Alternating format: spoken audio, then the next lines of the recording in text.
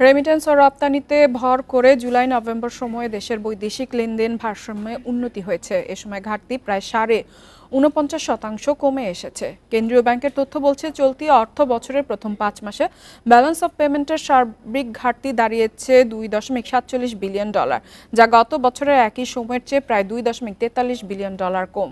অন্যদিকে এ সময় রপ্তানি ও আমদানির মধ্যে ব্যবধান বা বাণিজ্য ঘাটতি গত অর্থ বছরের একই সময়ের চেয়ে প্রায় 20 ভাগ কমেছে। রপ্তানি শক্তিশালী প্রবৃদ্ধি ও আমদানি হ্রাসের কারণ হিসেবে উল্লেখ করেছেন সংশ্লিষ্টরা। চলতি অর্থ বছরে জুলাই নভেম্বর শেষে বাণিজ্য ঘাটতি দাঁড়িয়েছে $7.88 বিলিয়ন, যা গত অর্থ বছরের একই সময় ছিল $9.86 বিলিয়ন। 5 মাসের রপ্তানি দেশের প্রবৃদ্ধি 10% আর আমদানি কমেছে 1.2 ভাগ।